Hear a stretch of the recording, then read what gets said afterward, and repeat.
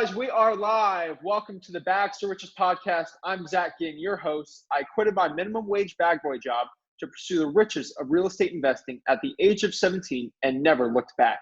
I'm here to educate and inform entrepreneurs, young and old, how to become complete real estate investors by talking to some of the best and most influential minds of real estate. I'm joined by our guest today, Kyle Stanley. Kyle is a real estate investor, Airbnb champion out of Fresno, California. He started his real estate investing journey last year and has ferociously started racking up deals in Airbnb income, going from $1,000 to over $25,000 a month using his great systems. Thanks for coming on today, Kyle. Ferociously, I like it. You pulling that from the lion? That's what I'm hoping to hear. Yeah, I mean, trust me. I've seen guys start from year 1 to year 3. It's very slow, and then they start ramping it up. I mean, you're straight up. Hey, trying, man, trying. If you find the right system, you go all in. That's really the missing pieces that I was able to put together. So excited to be on the show, though. Thanks, Zach. All right, great. So, I got connected with you because you were actually on the podcast with Pace. You were actually hosting him in there when he had his meetup in Fresno. So that's how I got connected with you and looked you up. And you got a pretty amazing system when it comes to Airbnb. So that's why I decided to have you on today. Yeah, that was hilarious. I mean, you and I had kind of seen each other on Instagram, and then Pace Morby and Jamil, they're in my office here in Fresno, and Pace goes, "Oh yeah, I got to jump on a podcast." And before I know it, I'm looking at your face. I was like, "Is that the Flip with Rick guy?" Oh, that's great. So, I'm going to tell you why, the questions I have Airbnb, but let's start out from the beginning. How did you come from TV and various sales jobs onto real estate? Yeah, I mean, long story short, man, I just always felt like I was just a little bit off from what I was supposed to be doing, or just, there was always something that I was doing that felt like, hey, this could be it, but there's just a little something missing. For example, in the TV world, when I was a sports anchor, if you know anything about that, yeah, you're not getting paid what you deserve, but more so, it was just an industry with a lot of negativity surrounding it. So that just kind of dragged me down. Then I built a business in sports videography, moved it to Arizona, and that was fun, but there was just things about that with lack of business experience that I just didn't quite have yet. And I think that opportunity for building a business kind of came a little early in my life, and I didn't know the importance of having a mentor, having education. I just was trying to do everything on my own. I went into health and wellness, then going into other sales jobs. Everything was just like, man, there's just one little missing piece. And then it was January 4th of 2019. I was sitting in a Fortune Builders event here in Fresno, California. And the reason I even got to that event was because, I started researching real estate and flipping and apartments and all that back in September of 2018. The reason for me starting to really kind of research that stuff was because I was doing a real hard look at who I was, what I was doing. My dad had just gone into hospice for his bone cancer, and it was just one of those reflection times in life. And so when I came out on the other side, I'm at this Fortune Builders event telling all my friends, like, no, I'm not going to buy anything. I even brought a friend there. I was like, you need to hold me accountable. Don't let me buy anything. And by day 3, they dropped the $30,000 package, and I was like, I'm in. And so that was that decision day. But, I really call it the decision date because it's what opened my eyes to real estate investing, the active side, the passive side. And then I just kind of like looked over my shoulder and I was like, I've been doing this Airbnb thing since 2015 as a house hacking way, but can it be done as an entire house model? And the short answer was yes. And I was like, oh my gosh, I've been sitting on this iceberg where 90% of it was under the water, and I just had no idea it was even there. And when my eyes were finally open, it was pretty life-changing, and that's where I'm at today. Wow. So it was Fan Merrill's event, right? Yep, you got it. Wow, yeah. Great guy. I'm trying to get him on the podcast too, but he's out doing Fortune Builders events everywhere. But yeah, he's a great guy. He's actually from my hometown in Fresno. Oh, really? Wow. So yep. I had one of his buddies on the probably a month ago, Kent Clothier, if you know who he is. I don't know. But, yeah. Oh yeah, he works with Fan, especially when the market went down, and he basically taught him more systems. But cool guy. He's in La Jolla. But yeah. So who else were your mentors in real estate investing starting out? So I I had Fortune Builders, which is a mentoring and education system. But then really when you get into it, you start to realize how connected this industry is, and you start to realize how much of an abundance mindset there is with everyone. And so I just was able to tag along with a few local mentors. One in particular, his name is John. He really just, kind of grabbed my hand and said, hey, if you're serious, you'll blow up my phone. And if you blow up my phone, then I'm going to be there to help you out. And so that's exactly what I did. He's walked me through. I mean, even guys, like, here's the thing is, and I'm sure you're dealing with this, Zach, it's even a year and a half in, like, I'm still calling him and being like, hey, is this the ARV that you're getting on this? Or, hey, what do you think about this idea? And like, your mentor, and there's going to be multiple mentors, I believe, in your life. I think you outgrow some of your mentors as well. But John is like, he answers my calls. He calls me back. We have a very give and take relationship in terms of a two-way street. Like when he wanted to do his first Airbnb, I was like, hey man, I got your back. Like, I'm helping him out. And so long story short, he's been one of my biggest mentors. But also YouTube University is a big thing. Just going out and educating yourself and researching is a big deal. Definitely. I 100% agree with that.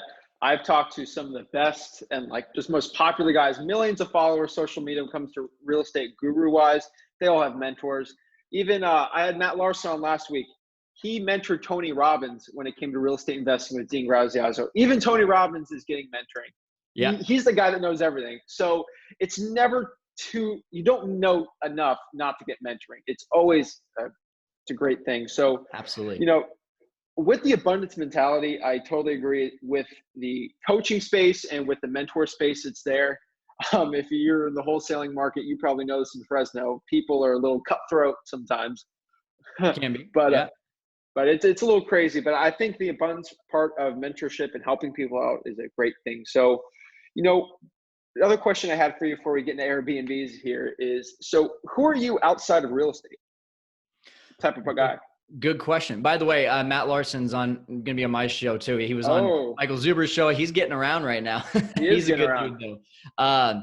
Who am I outside of real estate? Man, I'm a Christian. I am just honestly, like, always trying to find ways to keep myself busy, because we talk about time freedom, we talk about financial freedom, and like then you get a little bit of a taste of that and you're like, man, this is boring. So I've always got some project going on.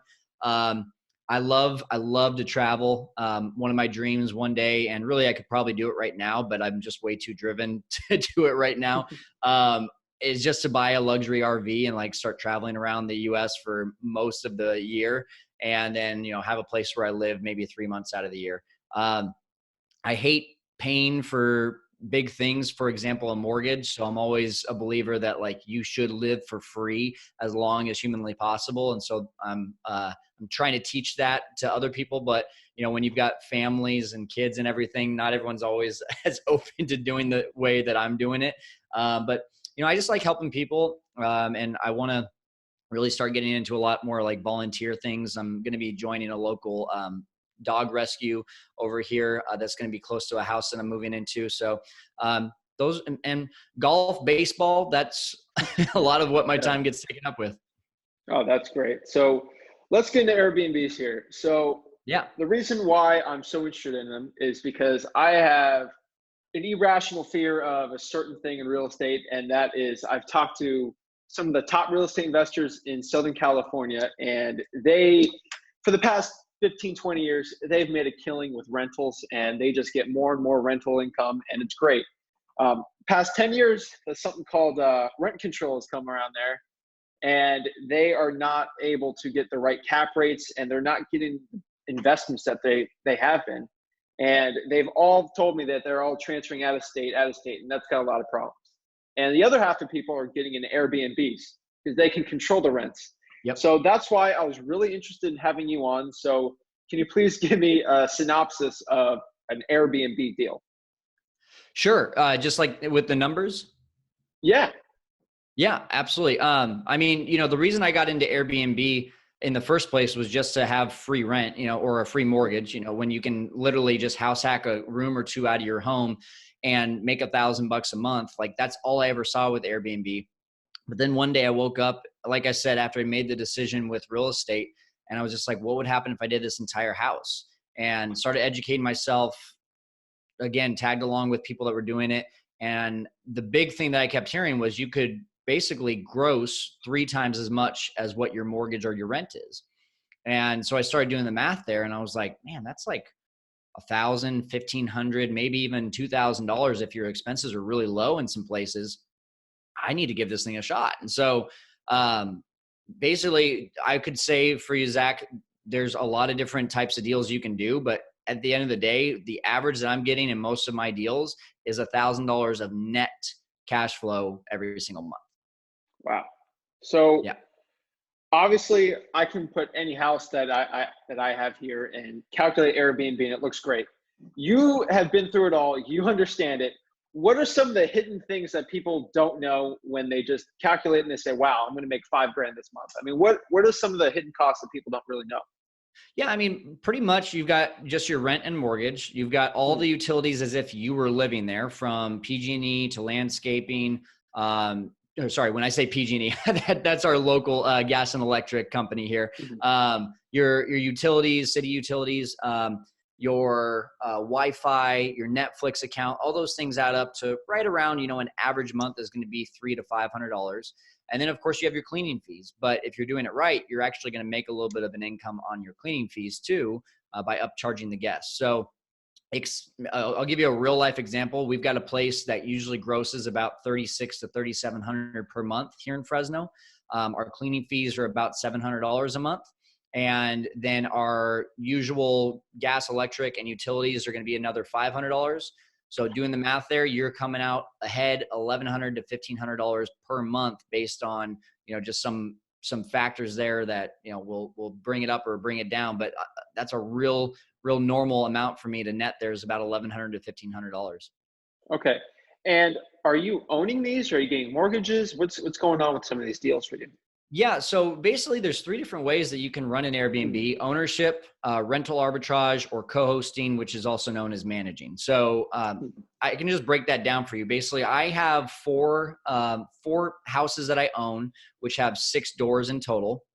And then I also have 3 that I arbitrage and then 2 that I manage. So arbitrage is a really popular term that's being thrown around right now. And if you're not familiar with that, essentially it's just getting into an Airbnb without having to own it. So that was the thing that really blew my mind when it came to Airbnb, is that you can scale this thing without having to own a house and find a deal. It's so much easier. So basically it's just me going to the landlord and saying, hey, Mr. Landlord, or hey, Mrs. Landlord, I want to be your best tenant. I want to basically help you by paying rent before you even get rent from anyone else. We're going to take care of your place. We're going to clean it 5 to 6 times a week. We're going to be covered by $1 million insurance policy. The only thing that is different about working with me versus working with a long-term tenant, though, is that I'm going to be basically renting out as a short-term rental. I'm going to be managing the property.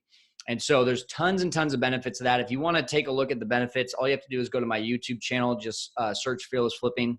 And there's one that's called Rental Arbitrage, a Landlord's Best Friend, or a Landlord's Best Option. And we talk about all of the benefits of exactly what you can do with a landlord there. But that's a great way, because all you have to do is get in with a landlord, create a great relationship with them. And basically you're just paying for the rent, the security deposit, and then you're furnishing the place. And so essentially you're in on it maybe at the most $10,000, and you've got a place that's cash flowing as much as $1,000 to $1,500 per month if you're doing the right deal. Definitely. So I think a really important key factor there you said is you're actually conditioning the sellers that you are going to do an Airbnb. Absolutely. Yep. I see kids talking about on YouTube, just don't say it, just get the rental and just go throw them in. Yep.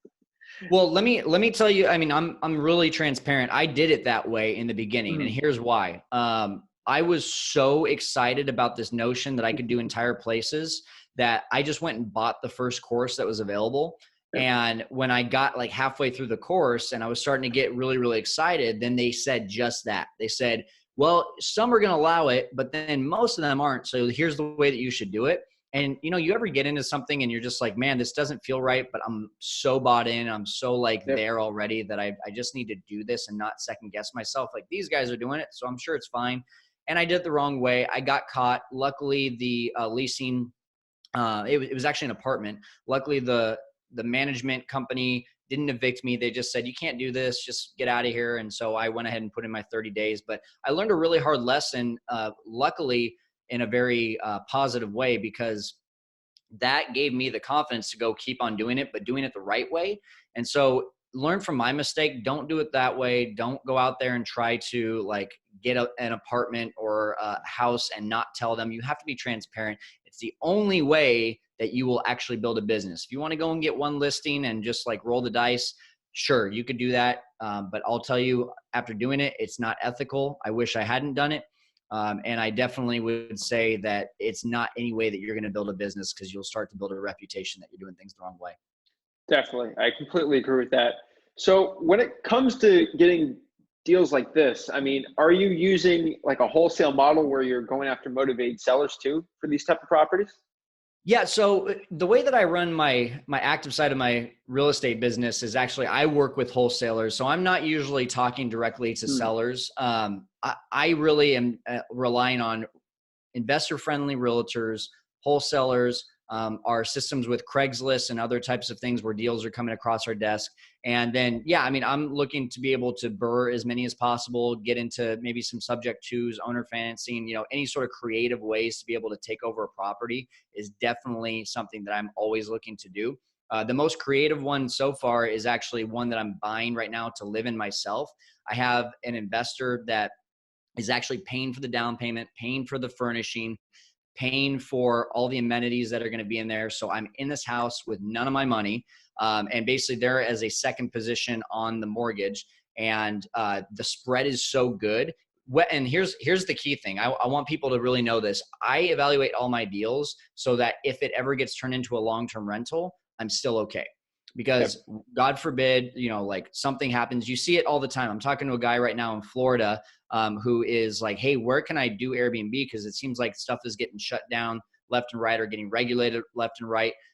So two things there. You need to make sure that you're in the right area for Airbnb. And you can remotely do Airbnb too. That's the thing. Like if you wanted to get into a different market and you don't live there, like that is absolutely possible. But then on the other side of it, if you do get into that area, Airbnb gets shut down, you need to, if you're arbitraging, make sure that you have an out clause in that contract so that you're not getting hurt by having, a year-long lease and not having any sort of out. Or if you are buying a property, getting it creatively through creative terms, whatever that is, it needs to work as a long-term rental as well so that you're covering your behind. Definitely. So when it comes to the Airbnb business here, is you're obviously doing this for long-term wealth. It's going great. I mean, are you using any other quicker types of income like wholesaling or wholesaling, fix and flipping? Yes, absolutely. So this last year was our first year of doing real estate investing. We flipped 3 bird 1, wholesaled 1. So 5 deals in our first year. And then we've got another one under contract right now. And we flipped one in the beginning of the year, which was really fun. From the time I got the keys to the time I got rid of the keys, it was a total of 6 weeks. So that was pretty cool. Yeah. So I definitely am taking advantage of some active real estate as well. So stupid question here, but why don't you do VRBO versus Airbnb? What's the difference for you? Yeah, no, it's not a stupid question. It's a great question. I get it all the time. A lot of people have asked me, hey, are you listing on other platforms as well? The answer to that is yes, but I just haven't seen any sort of returns like I do with Airbnb. I think VRBO is a lot more driven to the vacation rentals areas, the beaches, places in Florida definitely are going to be a little bit more VRBO plus Airbnb. I don't know many people that are just doing VRBO. I know a ton of people that are doing just Airbnb because the platform is so well known. It's becoming the cool way to go travel. People don't say, hey, I'm getting a VRBO. What do you hear most people say? Hey, I'm doing an Airbnb. Yeah. So it's definitely the most popular. It's the most protected as well. I know that if I list something on booking.com or some other sort of third-party website, I'm not usually protected with an insurance policy, and I don't have the same way of being able to pre-screen guests like I do with Airbnb. So I feel much safer on there. And my occupancy rate over the last 2 months is 90%. Over the previous 6 months of that, it was 95%. So, it's like, do I really need another platform? for another 5 to 10% occupancy, I could, but I would rather feel safe and secure on the Airbnb platform. So when you say 90% occupancy, so out of 365 days, 90% of those days, there's someone in there paying? Yeah. Well, the Wow. previous 6 months, it was 95%. Yeah. That's better than a rental. Way better than rental. I mean, all you got to do is look at the numbers. If you're cash flowing $1,000 versus 200 to 300, what's better? It's more cash flow. And here's the thing too, like just the things that you mentioned there, Zach. If I'm especially in California, where all of these like rent regulations are going on, and I think it was Santa Clara recently, where it was something to the effect of if coronavirus is present in the neighborhood, then a tenant can't get evicted. It was something crazy. It's just like California's going nuts when it comes to rent regulations, and on the side of the tenant, not the side of the landlord. So someone asked me the other day, what if I have an Airbnb guy who decides he wants to be a squatter? And here's the thing. It's like, too bad. Like, they didn't sign a lease. There's proof that they are booked for these few days. So the cops can come in and kick them out because that's all that they are contracted to be in there for. And vice versa. I have other neighbors that are like, hey, we don't want to live next to a hotel. And I said, you know what? I totally understand that. I wouldn't want to live next to a hotel either. Here's the deal. I actually run an Airbnb in my own house. So I wouldn't put something next to you that I wouldn't also do myself. And here's the advantages for you as a neighbor is that if there is a bad tenant, you don't have to live next to them for a year. You're going to live next to them for one night, and then I'm going to kick them out, and you're not going to have to worry about them ever again. And so, especially as a landlord, how appealing is that to know that, hey, if I ever have any issues, I don't have to worry about them for a 12-month lease. I can go ahead and get rid of them in 12 hours. Definitely. So it seems like this is very scalable. I mean, eventually, hopefully for you, I know for a fact you were going to do this in the future. Next 2 or 3 years, you're going to get 50, 60 Airbnbs going. I mean, how are you going to manage all these? Yeah, so it's systems, it's teams, it's everything. So we went from 1 listing to 5 in 5 months, 5 to now we have 10 in the following 3 months. So basically we've gone from 1 to 10 in 8 months. And it's the number one teammate you got to have is a great cleaner. If you don't have great cleaners, then it doesn't matter what they're charging you or how good of a communicator they are. If they're not doing their job, you're going to get bad reviews and you're going to really lose some business. So that's the number one thing. From there, it's having the systems or the teammates in place to really automate this.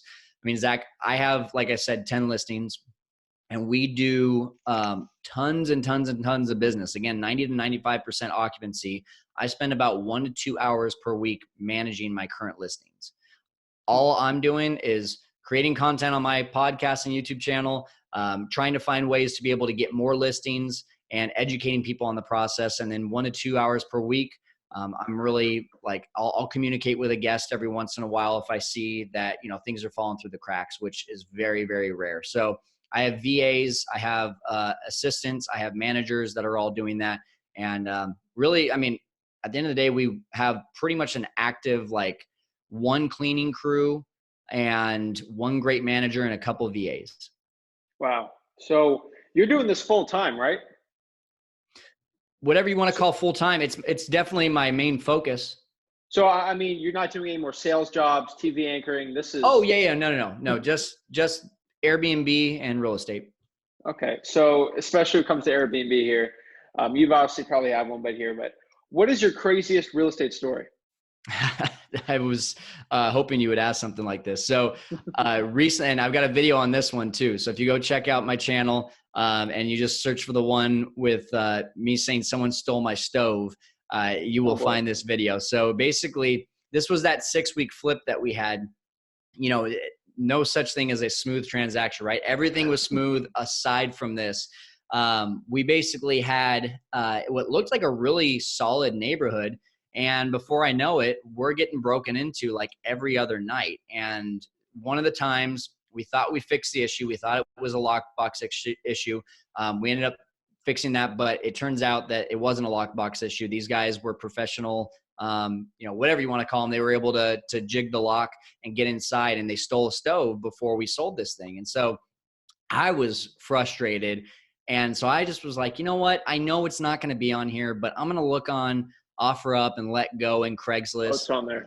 And it's freaking on there, dude. And the key thing was, so it was the same model and everything, which I was like, it's got to be this. It was literally just listed 6 hours ago, and I just found out 8 hours ago that this thing was stolen. It has to be this. But there was a little sticker that was ripped right in the middle of the stove, and that was the key thing that made me realize this is the stove. So what I did is I messaged the guy saying like, hey, I'm really interested in your stove. I really want to go buy it. This thing looks nice.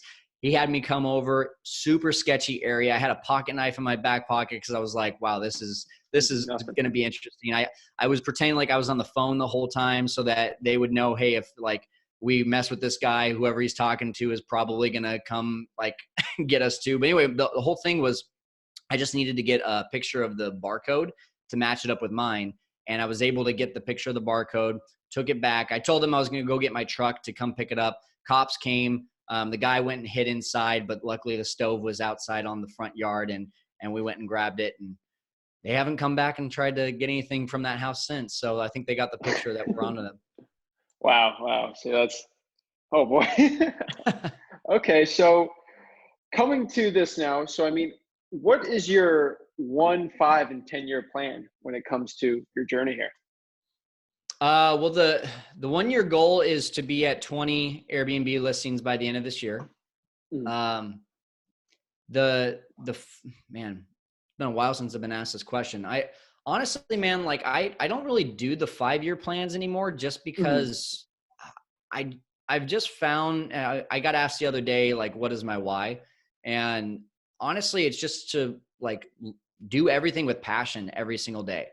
And if I start getting worried about the 5-year from now, then I start noticing that like I'm extremely motivated by progress. If I'm helping people and progressing, like I'll be on fire. It doesn't matter if all I did for today was just post one video on YouTube, like it was growth. It was something. But then if I start saying, hey, in 5 years, I need to have $5 million in this kind of house, and I'm not getting towards that, then I don't really appreciate what I'm doing today. Does that make sense? Makes complete sense. Yeah.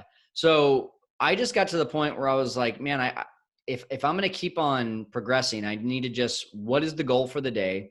I really like, I'm very honest with people.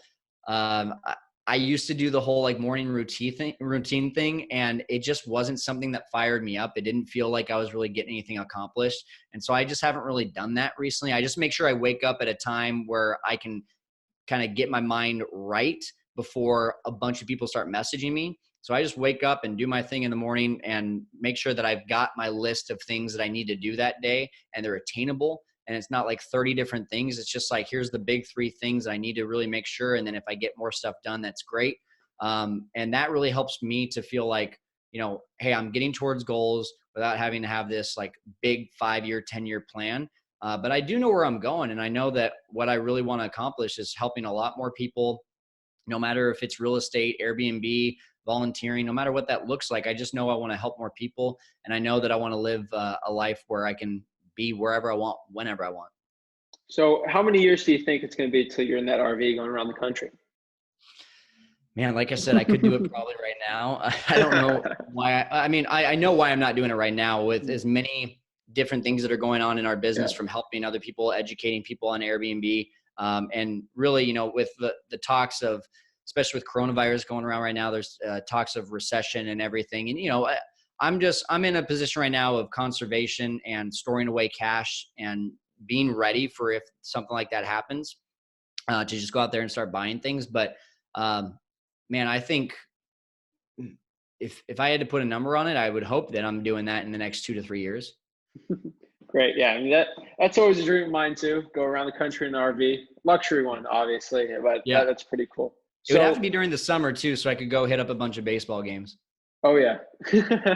Come down to Florida too. So, when it comes to fearless flipping, so you've obviously been doing your investment side here, but when did you decide to actually start helping others?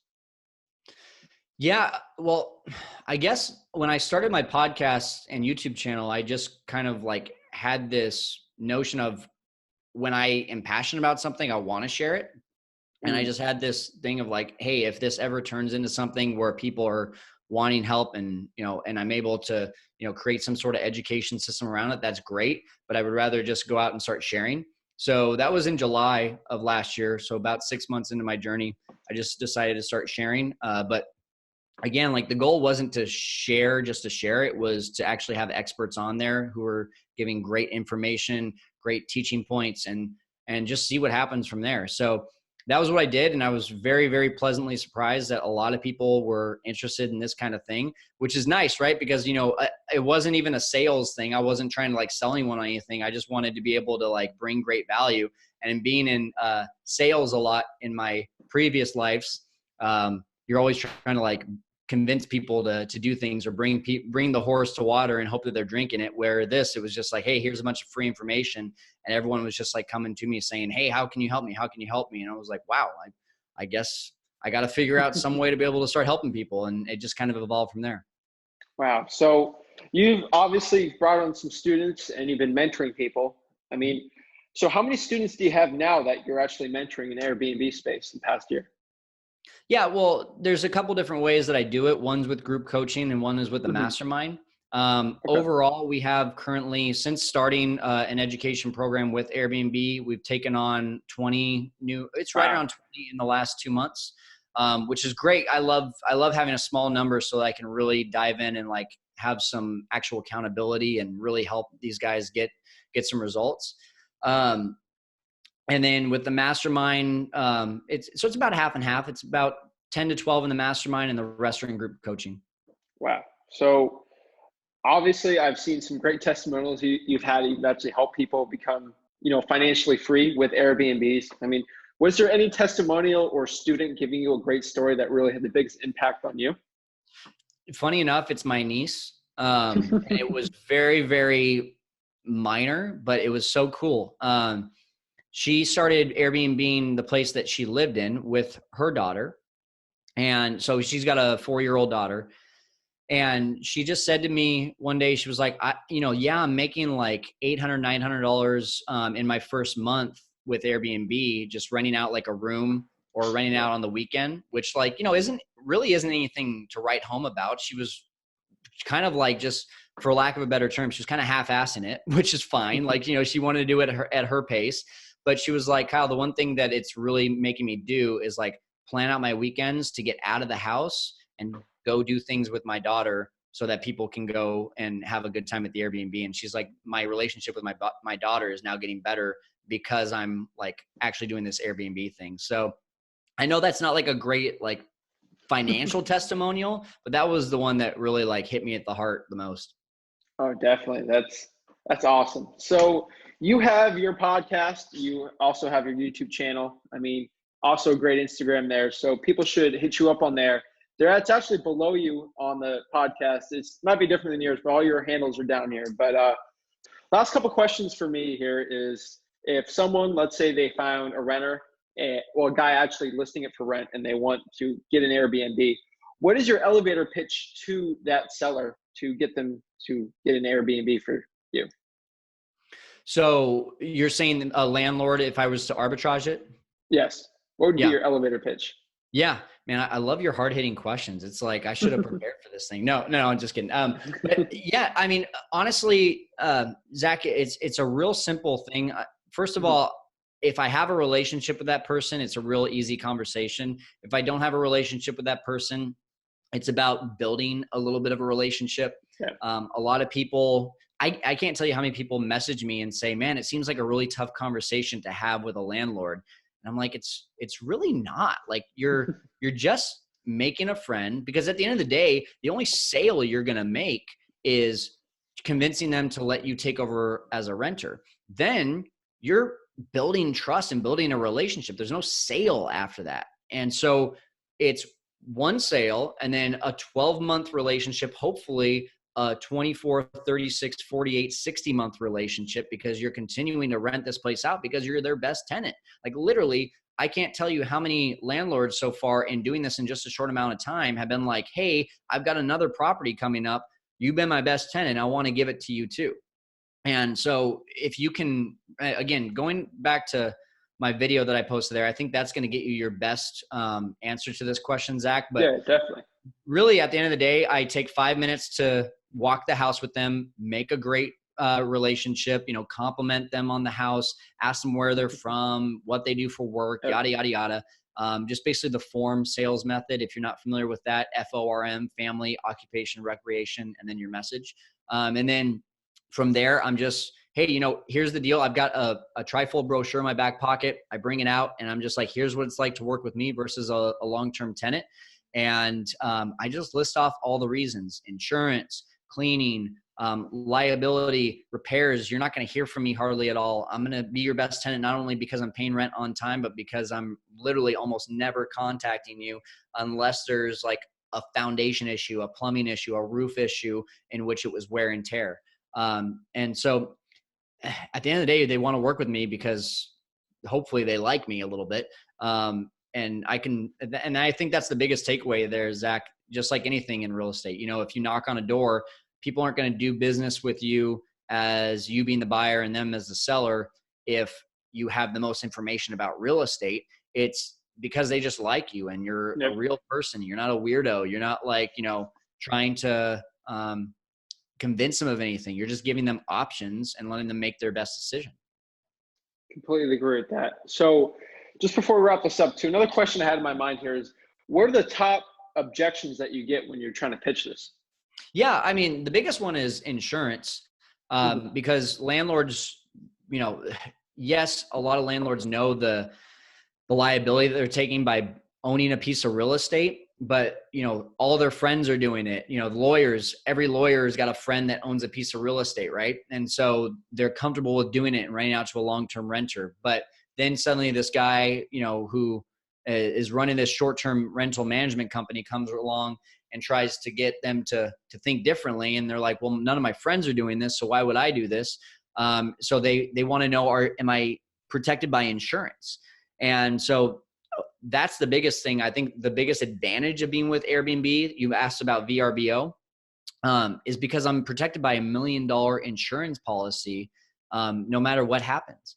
And so if a door gets broken, if the house burns down, if anything happens, as long as it's under $1 million, they're protected.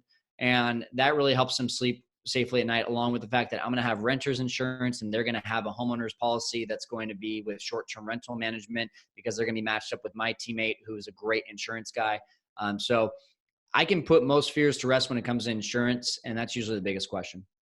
Wow. So you said you used the FORM method. Is that family, occupation, recreation, and what's the M? M is your message. So basically your pitch. Yeah. Okay.